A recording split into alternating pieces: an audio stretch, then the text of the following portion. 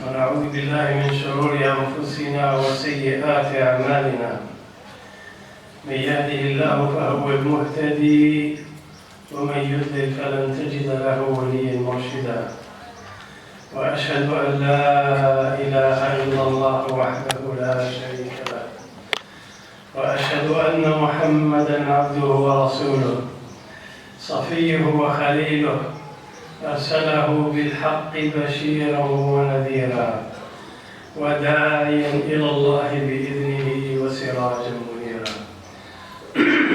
أما بعد، فإن خير الحديث كتاب الله، وخير الهدي هدي محمد رسول الله صلى الله عليه وآله وسلم.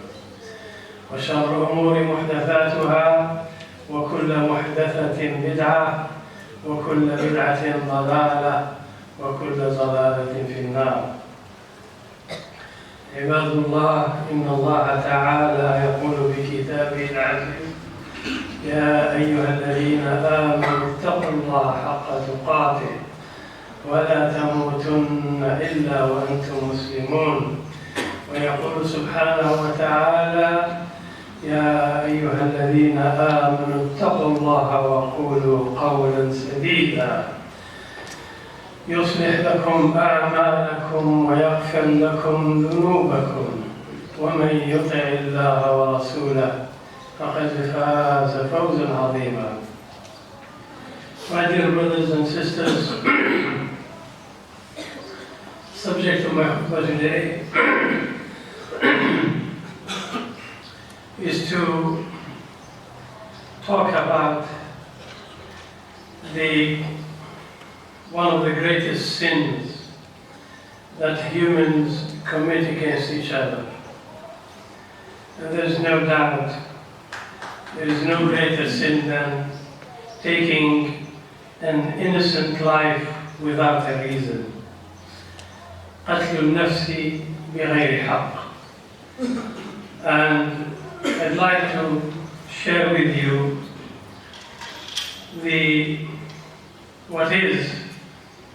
how Allah subhanahu wa ta'ala referred to the topic of killing human beings, and how to show you how Allah subhanahu wa ta'ala considered it a very serious crime, very serious and a big sin, that its person who commits it intentionally, premeditated, his only punishment is hellfire. I'll start with reading the first ayah from Surah An-Nisa, verse 93, where Allah subhanahu wa ta'ala said: وَمَنْ يَقْتُلْ مُؤْمِنًا مُتَعَمِّدًا فجزاؤه جهنم خالدا فيها وغضب الله عليه ولعنه وأعد له عذابا عظيما. Allah subhanahu wa ta'ala in this ayah is saying that whoever kills a believer with the intent of killing, his reward is hellfire, wherein he will be forever. فَجَزَاؤُهُ جَهَنَّمَ خَالِدًا فِيهَا وَغَضِبَ اللَّهُ عَلَيْهِ. And Allah subhanahu wa ta'ala will be angry with him. Allah subhanahu wa ta'ala will be upset with a person who commits such a crime. And Allah says that He will curse him. وَلَعَنَهُ اللَّهُ. Allah curses him. And He has prepared for him a great punishment. وَأَعَدَّ لَهُ عَذَابًا عَظِيمًا. So, it's a hellfire forever. It's a person, he would have earned the anger of Allah and the curse of Allah, and a severe punishment will be awaiting him on the Day of Judgment. That's how serious is the crime of killing innocent Muslims, innocent believers, killing human beings in general. We'll come to that as well. There is another ayah in Surah Al-Ma'idah. And this ayah followed after Allah subhanahu wa ta'ala told us the story of the two children of Adam. When one of them decided to kill his brother out of jealousy, when Allah subhanahu wa ta'ala asked them to give qurban, to sacrifice, one of them gave the best he has. The other one gave for the sake of Allah the worst that he has. Obviously Allah would accept the one who did it with sincerity, who gave that which is best. And the other one who did not do it for the sake of Allah, and he did not spend the best, Allah did not accept it from him. And as a result, he felt that his brother, he reminds him of his crime, of his guilt, and it will make him feel better if he kills his brother. And unfortunately, Shaitan played in his head jealousy and nafs, and Shaitan helped him to commit the biggest crime, and that is killing his brother. While he expressed his intent of killing his brother, the believing brother, the good brother, he said to him, لئن بسطت إلي يدك لتقتلني ما أنا بباسط إليك يدي لأقتلك إني أخاف الله رب العالمين. He said, if you raise your hand with the intent of killing me, I will not raise my hand against you because I fear Allah. I fear Allah and I take the killing seriously. Allah subhanahu wa ta'ala then said, من أجل ذلك كتبنا على بني إسرائيل أنه من قتل نفسا بغير نفس أو فساد في الأرض فكأنما قتل الناس جميعا. Allah subhanahu wa ta'ala said, because of that, Allah had written that the killing a single soul or causing fasad and corruption on earth is as if you have killed the whole of humanity. Killing a single soul or causing corruption on earth is like you have killed the whole of humanity. من أجل ذلك كتبنا على بني إسرائيل أنه من قتل نفسا بغير نفس أو فساد في الأرض فكأنما قتل الناس جميعا. Same way, he said, وَمَنْ أَحْيَاهَا, and who saves a life as if he had saved the whole of humanity. وَمَنْ أَحْيَاهَا فَكَأَنَّمَا أَحْيَا النَّاسَ جَمِيعًا. This is how serious Allah subhanahu wa ta'ala expresses, how He shows us how serious is the killing of a human life and how rewarding and how great is the act of saving human life. In Surah Al-Furqan, Allah subhanahu wa ta'ala says, وَالَّذِينَ لَا يَدْعُونَ مَعَ اللَّهِ إِلَهًا آخَرَ وَلَا يَقْتُلُونَ النَّفْسَ الَّتِي حَرَّمَ اللَّهُ إِلَّا بِالْحَقِّ وَلَا يَزْنُونَ وَمَنْ يَفْعَلْ ذَلِكَ يَلْقَى أَثَامًا. Allah subhanahu wa ta'ala in Surah Al-Furqan, verse 68, He says, and those who do not call other gods beside Allah and do not kill the soul that Allah has made forbidden except for an acceptable reason, and those who do not commit adultery. These are the good people, and whoever does those things, he certainly has committed a serious crime.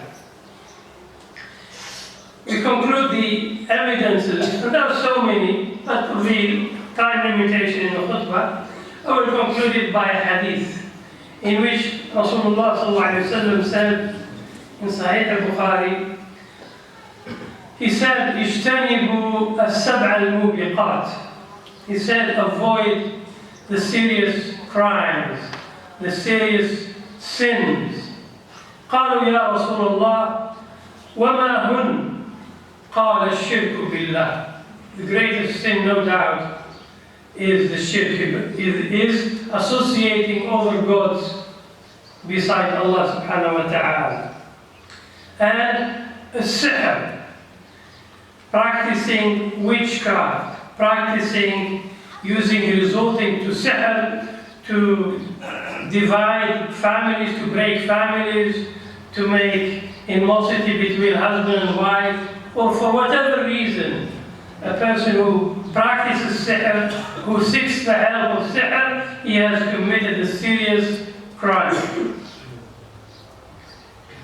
وَقَتْلُ النَّفْسِ الَّتِي حَرَّمَ اللَّهُ إِلَّا بِالْحَقِّ. And killing the innocent, killing human beings is a serious crime. وَأَكْلُ الرِّبَى. And practicing usury, eating the money gained from interest, charging people interest. In Arabic, it's referred to as a riba. وَأَحَلَّ اللَّهُ الْبَيْعَ وَحَرَّمَ الرِّبَى. Riba is usury, it is interest. When you give a loan to people and you charge them interest upon that, it is certainly one of the serious crimes. How many nations these days have been enslaved because of a loan they accepted or they were encouraged to take it?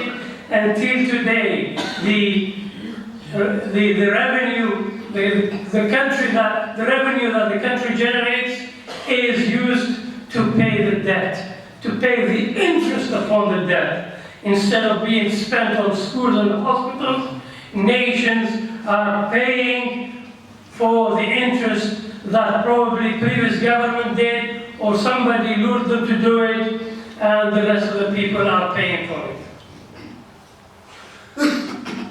وَأَكْلُ مَالِ الْيَتِيمِ. Eating the money that belongs to orphans. An orphan in Islamic Sharia is the one who lost his father. A child who does not have a father is an orphan. Because the child carries his father's name, and it is the father who is the bread earner and is the one who protects the children. And so in Islamic Sharia, a person who loses his father is an orphan. So sometime often that parents leave some wealth for their children, and they'll be caretakers who will have the responsibility to take care of these orphans and their money. This is why it is important. It could be a doorway for you to Jannah if you do it right. You take care of the orphans, you treat them well, and you have the right to spend from that money just enough to sustain your needs, basic needs, but to misuse the money, to use it for your own needs, for your own leisure, it is a doorway to Jahannam. Allah subhanahu wa ta'ala said in the Quran al-Kareem, whoever, those who take the money of the orphans as if they have swallowed fire in their bellies. On the Day of Judgment, a serious punishment awaits those who misuse or abuse the orphans and their wealth. Well, the other crime, the other serious sin is at-tawalli yawm al-zahf. When you are with your brothers engaged in defending your territory, you are defending the faith against the unbelievers, to turn away yawm al-zahf, on the battle day, you have committed a serious sin. وقذف المحصنات المؤمنات, and accusing ladies in their honor, married ladies or ladies who are respected in the community, and somebody propagates allegations of false claims about them. This is one of the serious crimes. أقول قولي هذا وأستغفركم الله. الحمد لله رب العالمين أحمده حمد الشاكرين وأصلي وأسلم على نبيه الأمين المبعوث رحمة للعالمين. My dear brothers and sisters, I laid in front of you the evidences from our religion how we Muslims take life seriously, and we do not take the killing of human beings lightly. It is serious crime, and this is why in our religion, in our history, you will see that Muslims, even when they are engaged in a war, they are told not to kill women, children, elderly people, people who are not fighting, not to destroy mosques, hospitals, schools, not to cut trees, because this is life. Destroying schools, destroying hospitals, destroying trees, killing women, children, you are killing life. And Muslims, even in the midst of war, engaged in a war, they are told to observe it, not to do that. And we have a record of 1400 years, speaks for us that Islam is a religion that respects life. Islam is a religion that takes life seriously. And there is no evidence in history to show that to be equivalent to what is today being promoted as Islam being a religion of violence. Its people are thirsty for blood and are almost like monsters. And this is a false claim. It will be returned to those who are propagating it. If we examine recent history in the last 30 years, my dear brothers, I have seen many crimes committed against Muslims in different parts of the world. The crimes, they amount to what they call crimes against humanity. One of them was in the early 90s, and it was in Europe. There is a small country called Bosnia. Bosnia was part of ex-Yugoslavia. And the people are all from the same race. They are all Slavs. They speak same language. Some of them are Catholics, like the Croats, and some of them are Orthodox Eastern Church, like the Serbs, and the others are Muslims. And they embraced Islam for hundreds of years, since the Ottomans conquered Eastern Europe. And they've been there since the Muslims have set foot on Europe. But through the time, the Muslims of Bosnia, under the rule of communism, they even forgot their religion. They forgot what it means to be a Muslim. All that remained from them is their names that they inherited from their parents and some practices. So when war started, somehow some people encouraged the Serbs to launch a war against Muslims of Bosnia. And killings, massacres, just like you see on your screens today, what is happening in Syria. Sarajevo was bombed from every direction. People were killed in their schools, in their markets, in their mosques. And you know that sometimes, because they intermarried as well, you cannot tell who is a Muslim, because they all look the same. And to find out whether he's a Muslim, even some of their names they cannot tell. Do you know what they do? They check whether they are circumcised. If they are circumcised, he's a Muslim. Let's kill him. These people are not fundamentalists. They are not extremists. They barely know their religion. Yet, the world witnessed killing of more than 100,000 of Bosnians in 3 years. Srebrenica is still a witness to that.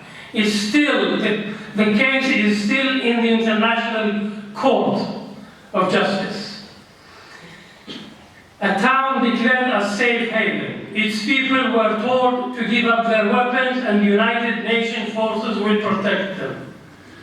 Soon that they gave up their weapons, the Serbs walked in and dragged the man and young man to the forest, and they killed thousands of them in a few days, in cold blood. Many women today are widows. Many children became orphans. Who is the terrorist now? Who is the extremist in this case? Tell me. Is the world saying that all the Orthodox are fundamentalists, are extremists, are terrorists? No one is using the word. Because today the word is exclusive to Muslims. Congratulations. Terrorist only if you are a Muslim. Even if you are not practicing Muslim, you commit a crime, is a terrorist. And when you come, then countries like Somalia, like Central Africa, its people were, again, a war launched against them. Uganda, 3 decades ago they had a Muslim president. Since then, the Muslims have become almost a minority in their country. Somalia, a nation that was broken down. Its people now are refugees all over the world. People who never thought of leaving their country. People who were proud to be Muslims, they resisted occupation, but the world has changed. And they were forced. A country in Central Asia has never threatened another nation, have never declared war against its neighbors. Yet, 2 major occupying forces have occupied that country, and it's still in war.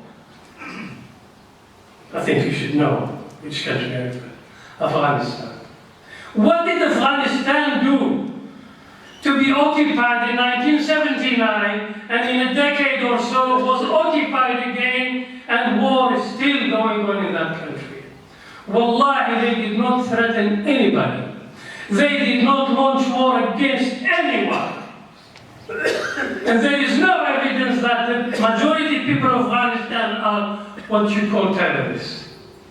Why? What did the Muslims of Burma do to deserve to be treated less humans and to be forced out of their country? They've been Muslims there for more than 1,000 years. And suddenly they become not citizens of that country, and they were forced out, their villages were burned out, human beings were piled up and fire set upon them. And the world is watching. No terrorist word is used ever. Killing Muslims is not terrorism. People in the name of Islam commit crimes, criminals or mercenaries or whatever, they kill, and Muslims are terrorists. We value life. The majority of Muslims today in the Muslim Ummah, they chose Islam not because Muslim soldiers reached them. They chose it because they were impressed by the conduct of Muslims that they came in contact with. Majority Africa became Muslims because they came in contact with Muslims. The Far East, that great part of the world, Malaysia, Indonesia, those thousands of islands, these people became Muslims not that Muslim armies have reached them. They chose to accept Islam because they saw in Muslims different to the way they have seen. True, later on, they've been abused by outside forces, their countries were ransacked. And if you look to others, what they have done when they went to nations, by the way, the killing is a crime in every religion. But do you know what's the difference between Muslims and others? That we Muslims look to humans as all human beings, irrespective of their race, their color, or their language, or their country, where they are. Others, they forbid it only among themselves. A Jew would not kill a Jew. A Christian is not supposed to kill a Christian. But others, you can describe them as lesser human beings. That's what they did when they went to the New World, what they call New World. Where are the natives? What happened to the natives, those who lived there for thousands of years? What happened to them? Those who survived today are in reservation camps. You know what is reservation camps? They are treated less as human beings. Few of them made it to public life. Few of them went to schools and they became known or did something. Many of them are in reservation camps. They are supplied with alcohol, with everything they do just to remain almost unconscious of what's happening to them. In some parts of the world, the natives have become extinct. How dare they describe Muslims who brought civilization to the world? Europe was in darkness thanks to the Muslims of Al-Andalus that they came across in contact. The Crusaders, when they came to the Middle East, they were amazed by the lifestyle of Muslims. How advanced they were in the way they dress, in the food they eat. For the first time they discovered spice, and they were amazed. Do you know why Muslims thrive? Why we become a great nation in the world? Because we do not acknowledge a difference between the humans. We look to humans that we are all one human family.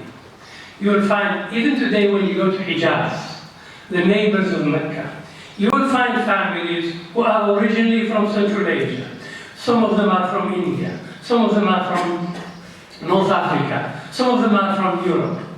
And they settled there. And they now become Hijazis, the people of Hijaz. And no one would look. You will see a Saudi who looks Asian, he speaks fluent Arabic. No one will tell him, go home. Go back to your country. Never. This word, go home, does not exist in our dictionary. How many of you it's been said to you somewhere in the world? How many of you been because you just look different to them? So why did you come here? Why don't you go back to your country? When they went to Africa, Eastern Africa, West Africa, who became Muslims of their own will, they treated them as slaves.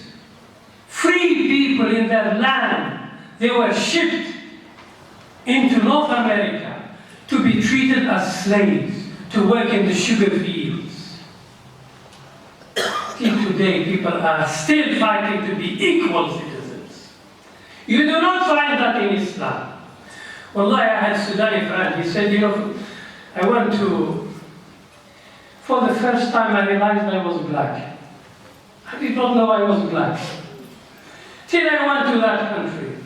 They told me, oh, you're black.